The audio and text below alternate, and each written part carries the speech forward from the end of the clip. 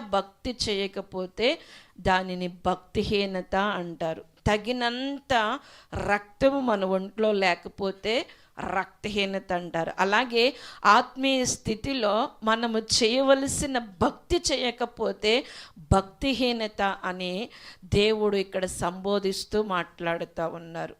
భక్తిహీనుల హృదయంలోనంట అతిక్రమము అంటే ప్రభు చెప్పిన క్రమానికి, ప్రభు చెప్పిన మాటకు వ్యతిరేకమైనది వారి జీవితాల్లో, వారి బ్రతుకుల్లో ఉన్న అది వారికి ఎలాగ అనిపిస్తుందంట? దేవోక్తి వలె, అంటే దేవుని మాట వలె, దేవుని క్రమము వలె, దేవుడు మాటలాడినట్లుగా వారికి అనిపిస్తుంది. అలాగున పలుకుతారంట. అతిక్రమము చేయటం కానీ, అతిక్రమంగా మాట్లాడటం కానీ, అతిక్రమించే విషయంలో ఇది తప్పు, ఇలా చేయకూడదు అనే బాధ కానీ లేకపోతే పశ్చాత్తాపం కానీ వారిలో కనబడదు.